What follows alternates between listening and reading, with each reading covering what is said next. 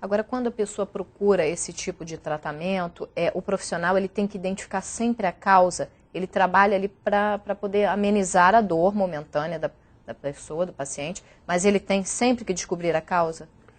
A orientação, a formação do profissional da nossa escola preconiza que o profissional tenha o cuidado de fazer separar o que é sintoma, o que é uma manifestação, um sintoma que tem que ser aliviado e vai ser em primeira instância, sem perder de vista ou sem deixar de identificar o que nós chamamos de padrões de desarmonia, que são a causa da produção desse sintoma. Então, a terapêutica, o tratamento é conduzido de forma a promoção do alívio do sintoma e da harmonização desse paciente, tanto no aspecto do seu funcionamento orgânico, energético e psíquico. É óbvio que qualquer sintoma precisa se conhecer a causa. Nesse aspecto, nós temos que ver o diagnóstico clínico-nosológico que é feito por um médico, não é? E a avaliação energética é feita pelo terapeuta até para poder prescrever o tratamento, não é?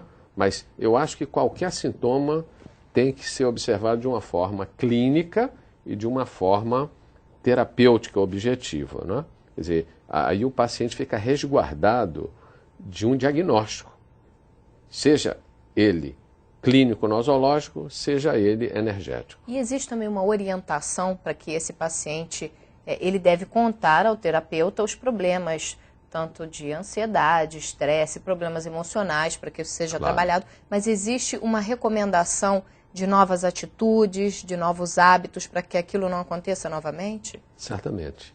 Essa orientação é um processo de reeducação do paciente. Isso é típico da medicina oriental.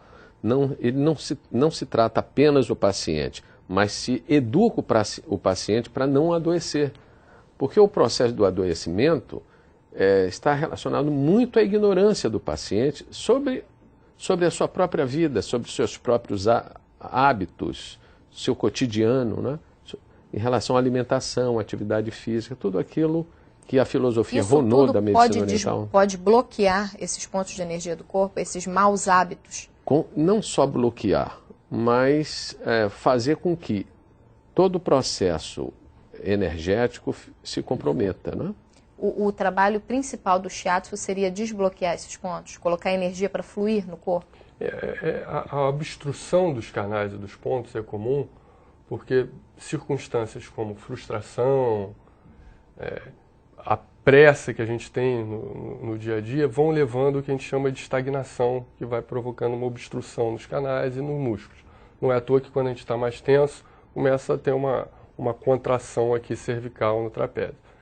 Então, em função da frequência com que isso ocorre, a gente, na grande maioria dos tratamentos, tem uma intervenção de desobstrução, mas ela não é única, né? Tem situações em que o paciente apresenta o que a gente chama de deficiência, que é um estado de vazio, e que aí a conduta seria de melhorar, de tonificar, né? Que é diferente da obstrução. Isso é descoberto no bate-papo com o terapeuta ou na palpação mexendo... também. Quando na você palpação, mexe nos pontos. Na sensibilidade tátil do terapeuta, é fundamental para identificar num canal, numa face muscular, uma estagnação ou uma flacidez, uma deficiência. Existem sintomas diferentes do fato da energia estar estagnada ou de a energia não estar passando por aquele local? Os sintomas são diferentes? São diferentes.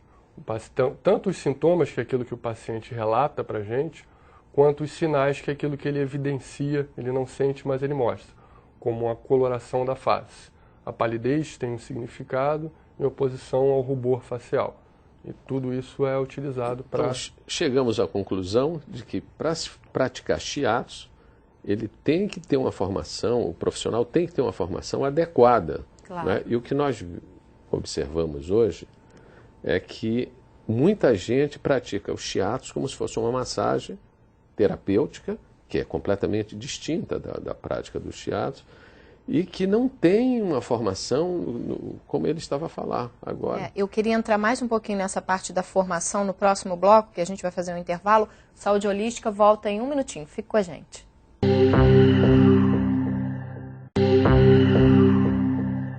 Estamos de volta com Saúde Holística, falando sobre shiatsu-terapia. Dr. Sorraco, no bloco anterior nós começamos a falar da parte da formação do profissional. No Brasil existem cursos gabaritados para formar esses profissionais? De que forma a pessoa que vai procurar um shiatsu-terapeuta, ela pode ter certeza de que aquele profissional vai fazer um serviço de forma correta? Bem, hoje as instituições de ensino técnico, formação técnica, elas são autorizadas pelo poder público, mediante parecer do Conselho Estadual de Educação. Esse mesmo Conselho Estadual de Educação, ele criou uma deliberação 270 de 2001, que estabelece as diretrizes curriculares nessa área específica, não é? São diretrizes complementares, em verdade. E ali, sim, é que está todo o trajeto de como o aluno vai poder ter uma boa formação, como é que a escola pode ser autorizada e tal. E existem muitos praticantes autodidatas. Isso hoje não tem sentido, porque hoje existem instituições que dão um bom treinamento, um treinamento adequado, profissionalizante. E o que ocorre? Às vezes a gente passa na praia, passa aí nas praças, e nós vemos as pessoas fazendo shiatsu, massagem e tal. Mas a massagem até, vá lá, pode ser, mas o shiatsu especificamente, o paciente tem que passar por uma avaliação. Não é só pressionar o paciente, manipular o paciente. Você tem que saber o que o paciente tem. E não é só utilizar a prática para relaxamento. Então, o profissional tem que ter um preparo. Ele é diplomado, técnico nessa área do conhecimento. Ele tem uma formação prática muito boa, porque as pessoas imaginam que uma massagem não tem nenhum efeito nocivo. Você pode piorar um problema de saúde? Pode agravar, claro que pode agravar.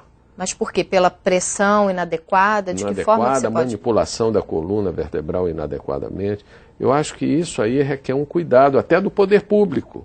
A vigilância sanitária e outros órgãos da saúde deveriam estar atentos a esses profissionais. A existência de disciplinas como anatomia, fisiologia e patologia geral dentro do currículo desses profissionais. Essa deliberação, ela alberga uma relação de disciplinas que o aluno tem que estudar. Dentre elas, as disciplinas de anatomia humana, fisiologia geral, patologia geral, de órgãos e sistemas e tal. Então, uma formação científica básica. Né?